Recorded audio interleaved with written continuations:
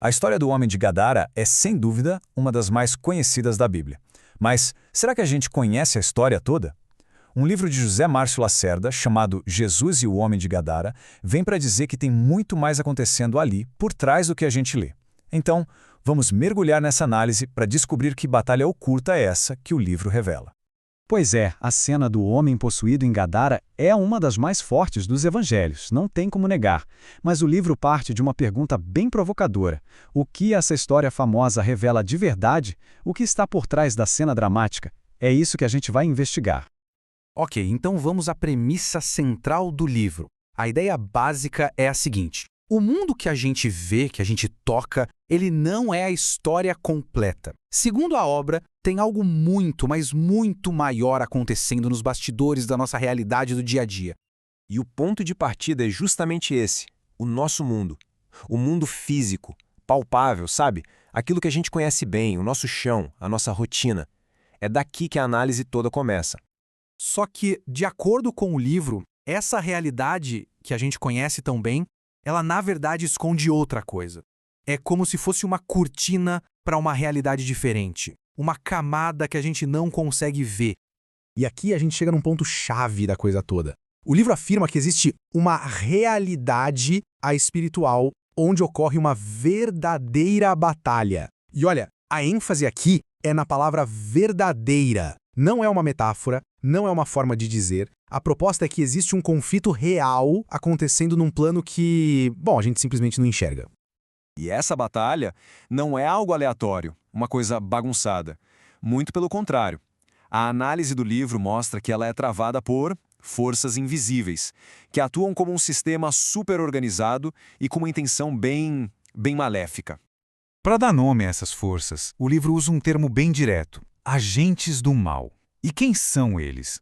A definição é clara. São entidades que foram em algum momento expulsas das habitações celestiais. E essa origem, ela é a chave para a gente entender por que eles agem como agem.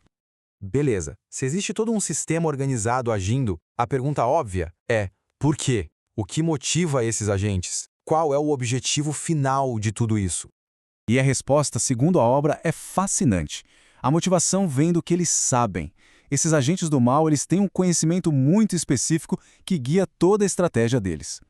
Primeiro, eles sabem o quanto a humanidade é importante para Deus. E segundo, eles conhecem o tamanho do amor que Deus tem por nós. E é exatamente aí que eles atacam. Então, esse conhecimento todo vira base para a estratégia de ataque. A proposta do livro é que essa batalha espiritual pode ser uma forma de explicar, ou pelo menos de entender, a origem de tanto sofrimento que a gente vê no mundo. E a lógica por trás do ataque é descrita em 3 passos bem simples. Primeiro passo: eles não têm como atingir Deus diretamente. É impossível. Segundo passo: já que não podem atingir a fonte, eles miram no que a fonte mais ama, ou seja, a humanidade. E o terceiro passo, que é a tática em si, trazer todo tipo de desgraça e sofrimento para os seres humanos. Tá, mas trazer desgraças. O que isso significa na prática? Bom, segundo o livro, as armas usadas nessa batalha são coisas que, infelizmente, a gente conhece muito bem. Conflitos, guerras, fome e basicamente todo tipo de sofrimento que assola a humanidade. É a manifestação física dessa batalha espiritual. Até agora a gente falou de uma batalha enorme, quase cósmica, né? Mas como isso tudo se aplica a uma pessoa só? É aí que entra o homem de Gadara. Ele vira o estudo de caso perfeito, a lupa para a gente enxergar essa batalha de perto. A vida dele é o exemplo de como essa opressão das legiões do mal pode se manifestar no indivíduo. Ou seja, para entender o quadro geral, o livro dá um zoom. Ele analisa em detalhes a vida daquele homem, o lugar onde ele vivia, a cidade dele e como tudo isso contribuiu para aquela opressão terrível. É pegar o macro e analisar pelo micro. E no final das contas, qual é a grande promessa do livro? É justamente dar uma ferramenta, uma nova forma de enxergar e entender essa batalha espiritual. A história da libertação do homem de Gadara não é só uma história, é a chave, segundo o autor, para a gente decifrar esse conflito todo.